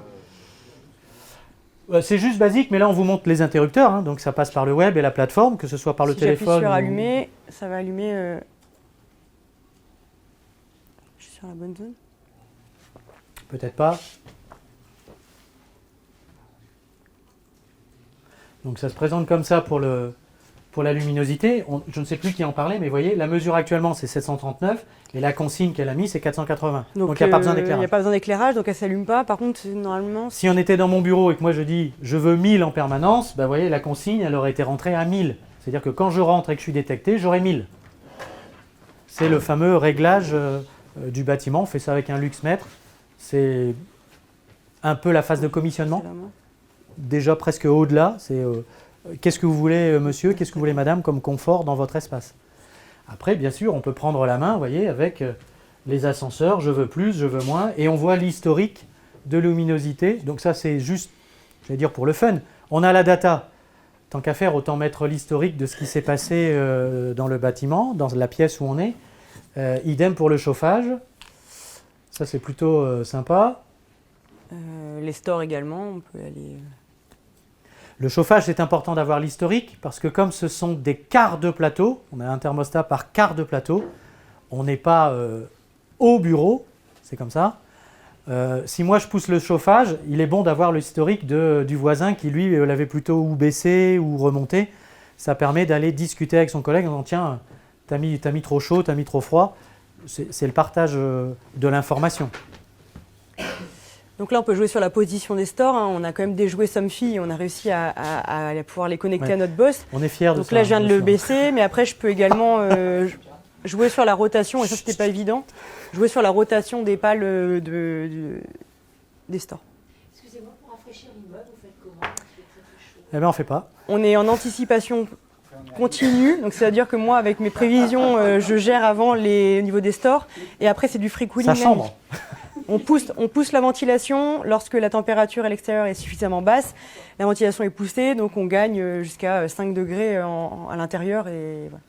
Mais je joue tout sur les effets ombrières des stores, pour pas que la chaleur rentre en fait. Et oui, l'année passée, on a souffert pendant une quinzaine de jours. Ouais. On a souffert une quinzaine de jours, faut pas se voiler la face. Et bon, pour tous les gains énergétiques sur la clim, moi je pousse à fond. Et ce qui s'est passé, c'est qu'on a dit aux gens, un peu la notion de flex office, vous voyez, le soleil, il fonctionne comme ça, ben, ceux qui sont de ce côté-là, allez de l'autre côté travailler, ou venez vous mettre ici, enfin, c'est comme ça que ça s'est passé. Mais on ne se cache pas du fait que pendant 10-12 jours, on a eu 26, 27 dans les bureaux. Ben, il y a un moment, quand il fait 27, on ne sait pas rafraîchir. Hein. Même si la nuit, ça redescend à 24, 25, et on a beau souffler à mort, on ne l'a pas. Mais on est plutôt fiers de ne pas avoir de clim. La mise au point, elle a duré combien de temps? Elle continue encore. Continue. Non, mais, 3-4 mois, 3-4 mois sévères. Avoir une première satisfaction. Ouais, 3-4 mois un peu sévères, c'est-à-dire, c'était pas Eugénie, c'était Céline qui était là avant, mais vraiment elle a tartiné pour bien régler le bâtiment. Maintenant, Eugénie, elle est dans le tuning, quoi. Enfin, vous voyez. Et puis le bâtiment, il vit, hein. Il y a de nouveaux arrivants, des anciens, ça bouge, on pousse les mètres carrés, donc elle est active en permanence. En attendant que là, je vais chercher vraiment la base de données, le Power BI. Donc ça met un peu de temps à aller chercher toute cette donnée. Hein, vous vous rendez compte que c'est... Zéro clim. 2030, 2050, il y aura une canicule un été sur deux, vous n'aurez toujours pas de clim. Mais on aura fait ce qu'il faut pour qu'il n'y ait pas de canicule, non? Rassurez-moi. Dans le bâtiment. On mettra pas de clim Non, dans y a le pas, bâtiment. y a Il y aura des systèmes de refroidissement autres, mais... Il n'y aura pas. Si on doit mettre Enfin, moi, quand j'en parle, je suis toujours un petit peu... Enfin, j'ai du mal. On va mettre de la clim, c'est-à-dire on va refroidir et envoyer du chaud à l'extérieur alors qu'il fait déjà 30 à l'extérieur. Enfin, il y a un truc qui m'échappe. Ouais, on va Je ne sais pas s'enfoncer quoi plus vous qu'autre dire, chose. mais il n'y aura pas de clim. Dans le quartier de Total, hein, l'aménageur qui s'appelle la Sorelli, hein, qui est une émanation de la ville de Lille, il y a zéro clim. Le PLU nous l'interdit. Sauf pour les locaux. Stéphane, je ne sais pas si je raconte des bêtises, mais il n'y a pas de clim Le à PLU Euratech. ici sur la zone nous interdit de climatiser. IBM à côté, enfin tout le monde, personne n'a de clim. Condition des cahiers des charges. Mais David exagère un peu quand on dit qu'on a souffert. Enfin, je veux dire. Non mais c'est vrai. Non, les vieux ont souffert. Je me mets dedans. Oui, on me donnait à boire. passe, Ça, c'est pas un peu de con. verre de- Tu m'amèneras à boire. C'est tout. Il faut faire une alerte, il faut faire une alerte. Il est temps de boire. Bien ça, Il est pour le temps de 1er boire, avril, tu il fais est ça. temps de Ouais. boire, il est temps de boire. Petite alarme. De l'eau.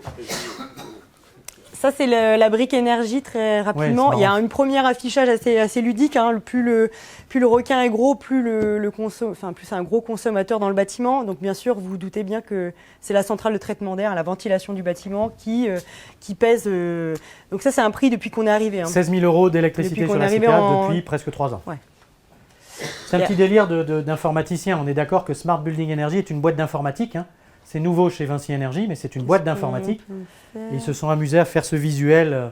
Bon, ça pourrait être affiché en bas dans le hall. Bon, on passe là-dessus.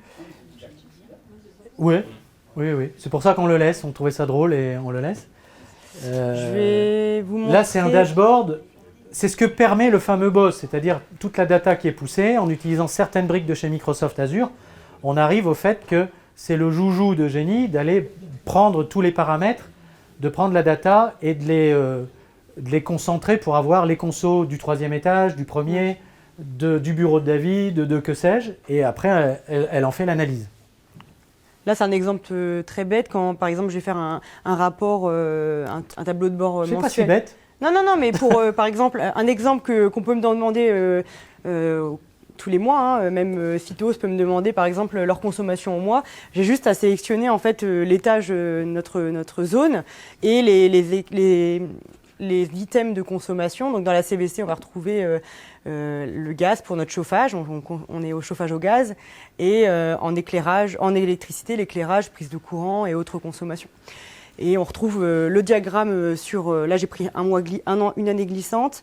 Et après, ça ramène au mètre carré. Mais imaginons, je rajoutais toutes les entités du bâtiment. Ça me mettrait les répartitions. Citeo, ça consommait tant. Axians, tant. Le pôle de Vinci Énergie France tertiaire, tant, etc. Donc ça, si vous comprenez que c'est 100% décret compatible. Ouais, Décret tertiaire compatible. Excusez-moi, je m'embrouille. Donc, le dispositif le bâtiment est connecté, connectable. La data est là. Le travail de génie, c'est de l'avoir vulgarisé, de l'avoir mis comme ça. Maintenant, on balance ça sur la plateforme Opérate, c'est réglé. Et le plan d'action qui va avec. Vous voyez, c'est enfin, c'est prêt. Tous les bâtiments devraient être comme ça, seront comme ça, en 2040 avant d'être morts. Vous avez des questions sur la brique énergie ou je...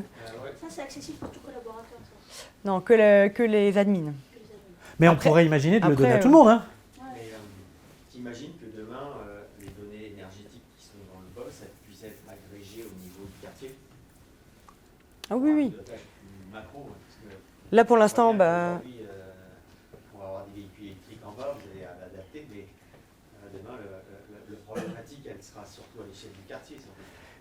c'est une belle introduction sur l'intervention d'Alain Grisval qui va prendre la parole après, qui a plutôt une vision sur l'échelle, une échelle au-dessus du smart building. Il y a la smart city. Qui est la première brique de qui? Ça, c'est à vous de voir. Mais c'est l'enjeu de demain, bien sûr. Sur le parking, parce que Les c'est énergies aussi, qu'on va produire, ça sera aussi pour le quartier, etc. On vous montre comment on doit réserver une place de stationnement, parce que c'est le quotidien, ça. Hein. Si on l'oublie, on est dehors. Hein. Et à l'usage, il y a combien de places de prise sur les... On est Justement, c'est pour ça entre que c'est 90 et 95 par jour. Voilà comment ça se présente. Vous voyez, c'est le matin au café chez soi, soit on est sur son téléphone ou son iPad. Bon, on est logué, on a directement son agenda du jour, c'est du Outlook, hein, donc c'est Microsoft qui va chercher du Outlook, donc on sait ce qu'on a à la journée. Et donc on voit si on réserve sa place de parking le matin, l'après-midi, si on décide de déjeuner sur place, ça pousse jusqu'à 14h ou au contraire ça prend à partir de 12h, parce qu'on a fait attention au chevauchement. La place a été réservée. Si on est sur son téléphone, on peut directement lancer Waze. C'est pareil, c'est facile. Hein, Waze, on a pris les infos sur la plateforme. On sait qu'on sera garé là dans la place de parking. La place numéro, voilà, niveau 0, place 85. Et c'est comme ça tous les jours. Maintenant, une assistante qui est sédentaire ou un directeur qui ne ferait pas grand-chose qui est sédentaire. C'est ma blague. On peut réserver sur des périodes. C'est-à-dire, je peux, pareil, c'est du Outlook, dire je réserve pour le mois, j'exclus les mercredis parce que je ne suis pas là le mercredi, ça m'envoie ma réservation, je n'aurai pas toujours la même place. Donc il faudra que je regarde tous les matins quelle place j'ai. Mais vous voyez, ça passe par cette notion de discipline pour avoir 30 places pour 110 personnes qui travaillent ici. Personne ne se plaint. Tu as la data pour le DAF des places de parking? Ouais. Et non, des fois non. Si on s'y prend... On y vient au cas d'usage. C'est uniquement du déclaratif ou alors il y a un capteur qui regarde? Il y a des capteurs sur les places. Ouais. Donc moi je peux voir... Mince. Alors, pas de lecteur de plaque. Notre propriétaire ne veut pas mettre de lecture de plaque. Parce qu'il connaît que le Vigic et ça marche bien, c'est éprouvé, ça marche. Il dit mais non, vous savez, on pourrait mettre une lecture de plaque, ce serait super. Non. Ça, quand vous arrivez, ça vous dit votre place. Ça pourrait, mais le propriétaire a dit non. Bon, c'est tout, on se plie à ce que veut ou ne veut pas le propriétaire, c'est comme ça. Ouais. Mais R2S, il suffit de mettre le lecteur, on le branche et ça va sur la plateforme. Quoi. Ouais, il n'y a pas à recabler, ce serait facile. Vous avez mis des règles d'attribution Pardon? Vous avez mis des règles d'attribution Alors avant que ça tourne, parce qu'à chaque fois ça va chercher la donnée, il n'y a pas de règle d'attribution, il n'y a pas de directeur qui a sa place ou pas sa place, heureusement. Le premier qui commande est servi. Après on n'est pas complètement fou, on a 30 places ici, et on écoutait ce qui se passait lors du déménagement, on sentait bien que la température était en train de monter avec cette histoire de mobilité, et je déménage, c'est une contrainte, et j'aurai plus de place, on sentait ça. Vous voyez, en plus je le fais avec l'intonation, c'est pas très sympa. Donc on a pris 20 places de débordement dans une copro au bout de la rue. On a dit ok, nous on parie que ce sera 30, ce sera assez, mais on vous écoute, on prend 20 places dans la copro du bout. On ne les a jamais utilisées, mais on les a prises. C'est la data qui est venue confirmer que. Donc là, on voit comment c'est occupé aujourd'hui.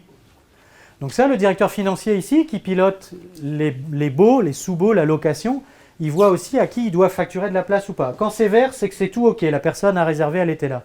Quand il y a du rouge, c'est que la personne a réservé, mais elle n'était pas là. Donc c'est le genre de dashboard qu'on peut envoyer au manager, à un locataire, à un que sais-je, en disant voilà comment est géré le parking. La facturation tombe directement. Hein. Est-ce que Gonçalves est arrivé Non. Oui, on pourrait. Non, il y a on pourrait. On fait une mise à jour sur les capteurs. On pourrait. Et c'est pas les bonnes valeurs. En tout cas, qu'est-ce que symbolise cet exemple? C'est que on a poussé la data au bout. C'est-à-dire, on a les 30 places de parking, on sait comment elles sont utilisées. Va à Gardeau, tu n'as pas Gardeau Si. Gardeau, c'est la petite copro qui est au bout de la rue. Et on a l'utilisation des places de Gardeau. On voit qu'aujourd'hui, il n'y en a eu aucune de réservée. Et là, c'est le nombre de réservations depuis 3 ans. 40 places. Donc ça veut dire qu'il y a quand même des gens qui, dans la réservation, se sont dit je ne vais pas à Triptyque, qui est le nom de la copro ici, mais je clique tout de suite sur Gardeau. Bon, ils sont allés se garer là-bas. Mais on voit bien qu'on paye 20 places pour rien là-bas. Donc, autant vous dire que le recommandé est déjà parti pour dénoncer le bail. La data vient prouver ça. Et puis comme on a mis en place ce système, ce plan de déplacement entreprise avec les vélos, on a aussi réduit globalement 8 voitures. Qu'est-ce que vous auriez aimé voir d'autre par rapport à ce boss? Moi j'ai une question sur les coûts d'exploitation dans la durée. De la plateforme? Au global. Cette plateforme-là, bon, la création c'est de l'interne, donc c'est de l'investissement pour nous. 2 € du mètre carré à l'année. Bernard, je ne raconte pas de bêtises. 2 € du mètre carré à l'année pour avoir tout le service. Et bien évidemment, quand on dépasse un certain seuil de mètre carré, ça se négocie sur devis.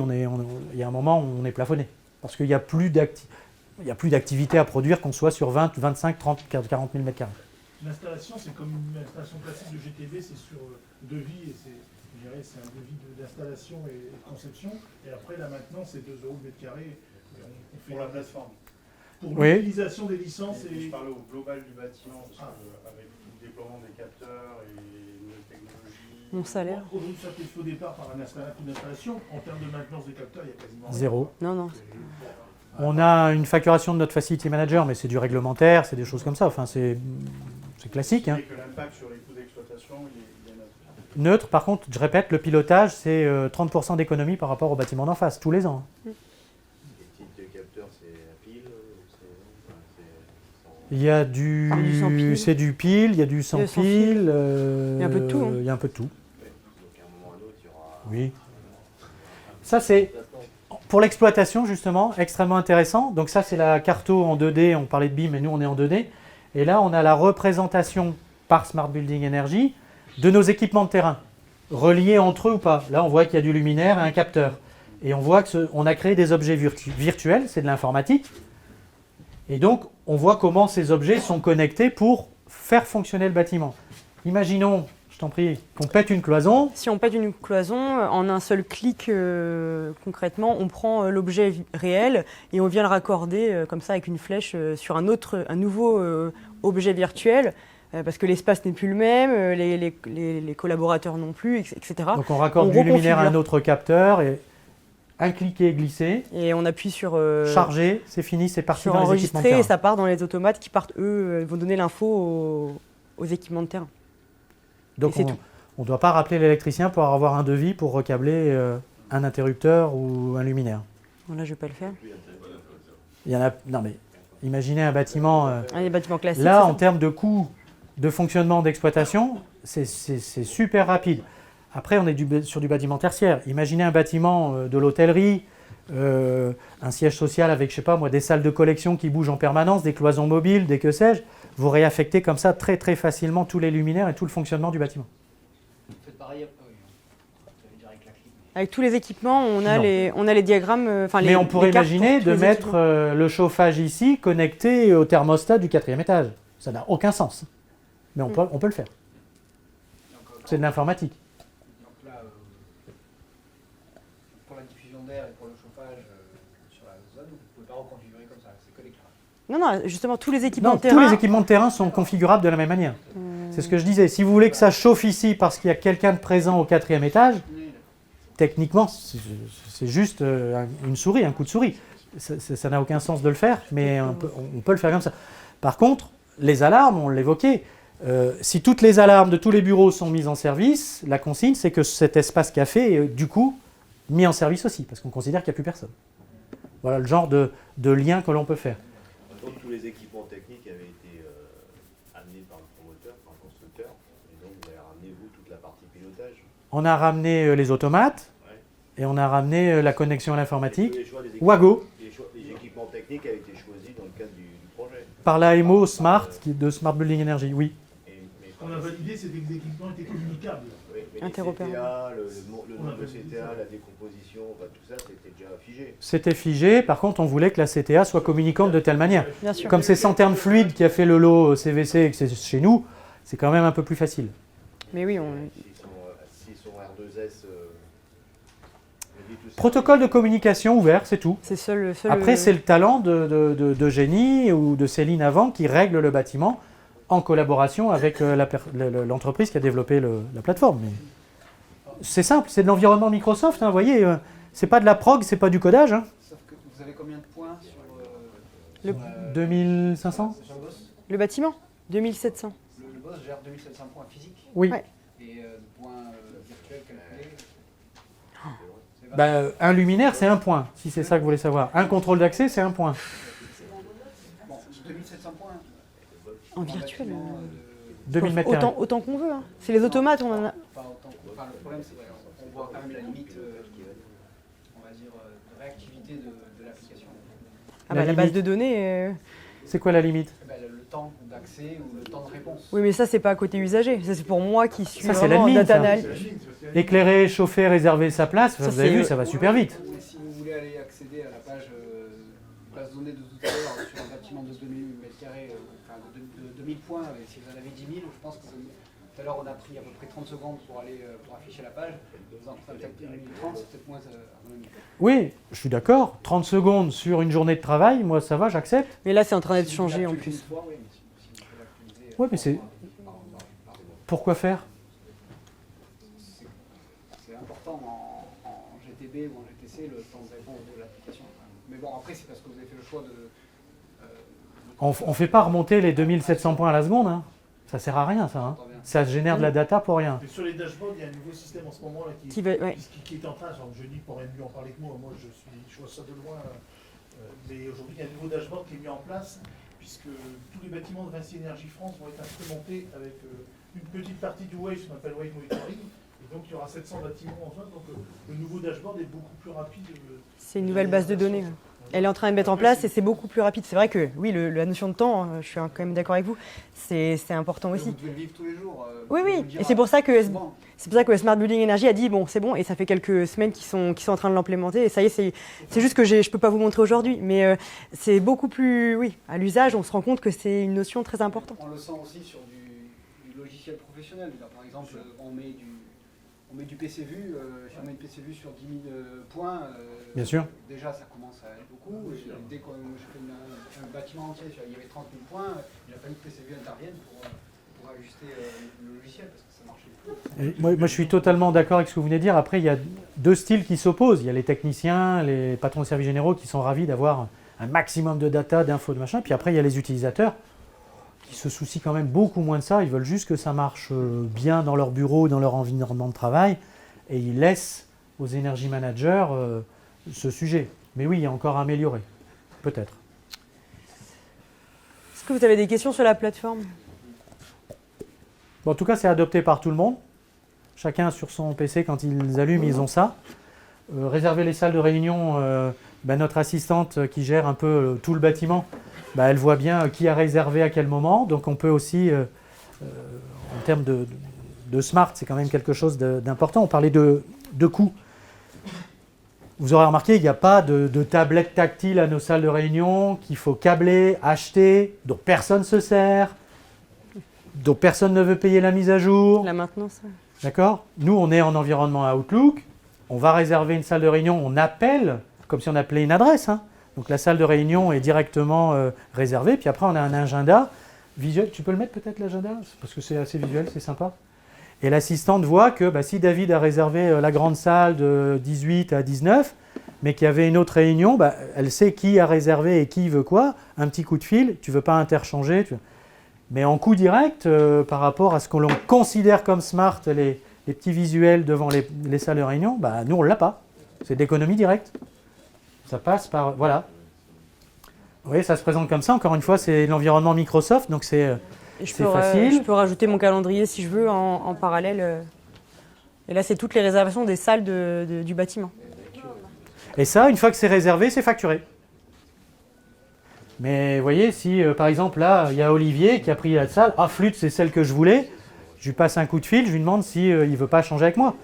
Simple, ça c'est efficace. Donc cette plateforme, si vous ne voulez que la réservation de salle, ça existe. Si vous ne voulez que le parking, ça existe. Si vous voulez la performance énergétique, ça existe. Si vous voulez le package global, ça existe. C'est la force de Microsoft Azure et du talent de Smart Building Energy d'avoir développé ça. Bon, on en fait beaucoup la promotion, mais je répète, hein, si le bâtiment n'était pas câblé, connecté, on n'aurait pas ça. Hein. C'est ça hein, le principe, que tous les organes communiquent correctement. Et de faire de la performance énergétique. Ouais, c'était un quiz là après.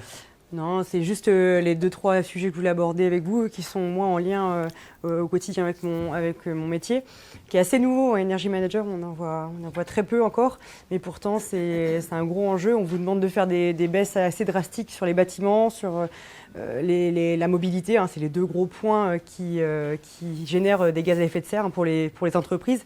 Et nous, chez Vinci, on le voit bien, on a moins 50% à faire d'ici 2030, donc on y va et on donne de toutes les clés à nos entreprises pour qu'elles y réussissent et qu'on n'ait pas besoin d'avoir des canicules tous les 2 mois. L'ambition Vinci Énergie, c'est 50% de gaz à effet de serre en moins en 2030. Donc ramener à la personne. Ça passe pour les bâtiments sur la performance énergétique. Tout à l'heure, David parlait du décret tertiaire qui a été renommé en dispositif économie d'énergie, qui est passé, ça y est, c'est la loi. Hein, première déclaration sur la plateforme Opérate en septembre. Donc on est prêt et ce genre de remontée de data, d'analyse de data, ça c'est vraiment compatible avec ça. La mesure d'empreinte carbone et une trajectoire zéro carbone idéalement. Donc grâce à toute la data qui est poussée par le bâtiment, moi je la mets en forme et en valeur et ça donne à peu près ça. Par exemple, là je vous ai mis un exemple sur le bâtiment, à l'échelle du bâtiment, sur le mois de mai dernier. C'est un exemple assez intéressant, vous allez voir pourquoi ensuite. Avec les différents items de consommation du bâtiment, on retrouve parfois des parties privatives parce qu'on est en copropriété ici et donc on a des parties privatives comme les escaliers et on y reviendra tout de suite après. Et les parties communes, et les parties privatives appartiennent aux entités du bâtiment. Donc on retrouve les consommations en kilowattheure et ensuite les tendances par rapport au mois précédent et par rapport ensuite à l'année précédente. Donc ça, c'est le travail qu'on demande, nous, Direction Générale à Eugénie, qui vient nous présenter ça tous les mois. Donc il y a un tableau de bord financier chez Vinci Énergie, il y a un tableau de bord de contrôle de gestion sociale, et maintenant il y a le tableau de bord énergétique du bâtiment. Elle passe à la barre tous les mois auprès de la Direction Générale pour présenter le fonctionnement du bâtiment. Donc analyser par exemple ce qui s'est passé dans le mois. Et là, premier focus, par exemple ce chiffre, moins 84%, nous, on a dit super, bravo Eugénie. Qu'est-ce que ça vous évoque? Par rapport au mois précédent, on a fait une chute, c'était vraiment une chute, de consommation de 84% sur la ventilation, la centrale de traitement d'air. Non, mai 2021. Non, une panne, c'est ça. On avait une panne et du coup, moi j'ai reçu une alerte, mais à l'époque, qui était mal configurée. Je l'ai reçu un peu tard, donc le moins 84, il a bien eu lieu. Mais après j'ai changé l'alarme, je me suis dit bon bah tiens je réaffine et la baisse si elle est supérieure à 20% un jour j'ai une alerte et là je préviens tout de suite Vinci Facilities qu'ils interviennent sur la CTA pour que 2 jours après elle soit de nouveau donc nous le raisonnement de patron on a applaudi, on a dit bravo, quelle performance, moins 84%. En fait c'est une fausse bonne nouvelle, c'est l'appareil était en panne.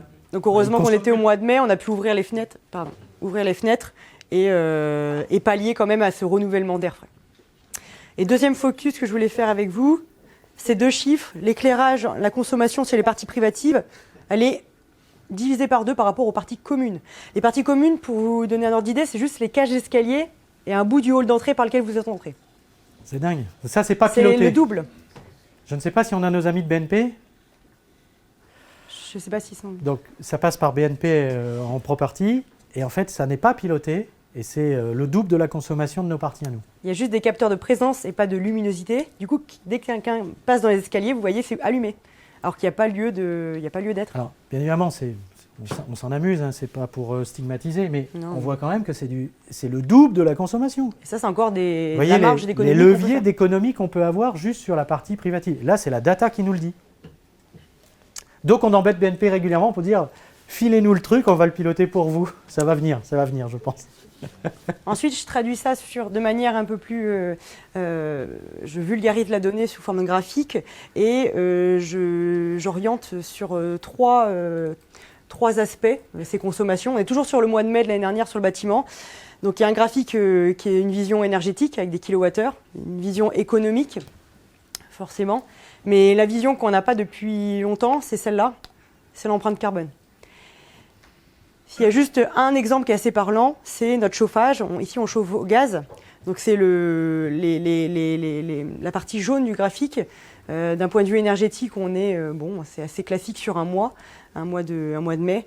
Mais quand on ramène ça au poids carbone, on voit que c'est quasiment 2/3 de l'empreinte carbone du bâtiment. Donc on s'en va bientôt, Stéphane. Non, mais les plans d'action qu'on peut proposer concrètement ici, c'est changer de chauffage. Et passer un bâtiment en pompe à chaleur. On signe un bail. Donc ça, voilà, je les affiche sur ce tableau-là ou au bâtiment pour que les gens vraiment s'imprègnent de toutes ces datas qui sont parfois un peu barbares. L'empreinte carbone, on ne sait pas trop de quoi on parle. Vous savez à peu près combien un Français consomme par an de gaz à effet de serre, de kilos, de tonnes, je vous aide, de tonnes de CO2. Combien 12 ouais, 19 Là, c'est que sur le bâtiment. Ouais, y a entre 10 et 12, selon l'ADEME, pas l'ADEME, que sais-je. Et un Américain, combien? Le double. Ouais, on est à 20. Ouais.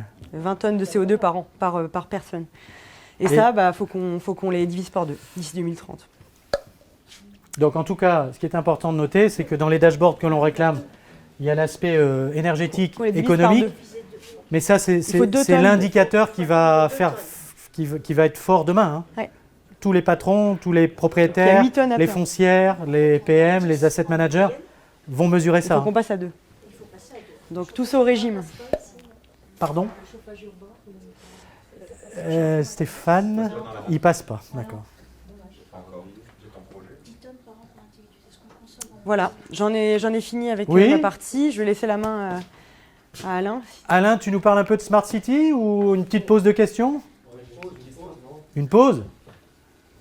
J'ai une question. Vous avez parlé d'origine alimentaire, qui est la visée RZ 3 étoiles, mais qui est également la visée Worldscore Platinum. Je voulais savoir, vous, votre philosophie par rapport à ça, comment vous voyez l'autre label sur le marché d'un point de vue... Alors, je vais parler sous contrôle d'Emmanuel François.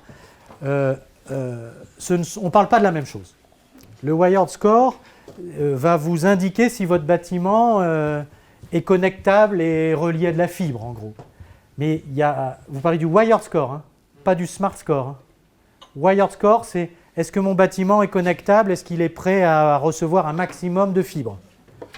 Bon, ça, c'est je déclare, et puis, ouais. On vous enverra le support. Il n'y a rien sur l'architecture IP à l'intérieur du bâtiment. Donc, si on est Wired Score Platinum, c'est super pour pouvoir avoir du R2S à fond. C'est ça. Mais on parle de deux choses différentes. Le Wired Score, c'est un mapping français de je cherche un bâtiment qui aura la capacité à recevoir beaucoup de data, la fibre et tout ça. Bon, ok, super, c'est bien, fallait le faire. C'est du déclaratif. Le Smart Score va s'approcher du R2S, mais léger. Le R2S, c'est vraiment le cadre de confiance de l'architecture IP du bâtiment. C'est en dur dans le bâtiment. C'est l'eau, le gaz, l'électricité et le réseau IP. Ça ne bougera plus. Ça veut dire qu'un DSI, dans quelques temps, dira « Moi, je veux un bâtiment R2S ». Un patron des services généraux dira « Moi, je veux un bâtiment R2S ». Parce que je sais que derrière, je ne vais pas refaire des travaux, je ne vais pas réinventer la poudre, je vais juste utiliser la data du bâtiment. Wired Score, ce n'est pas exactement ça. Mais on est copains, hein, on est même très proches. Hein. Ce n'est pas opposable.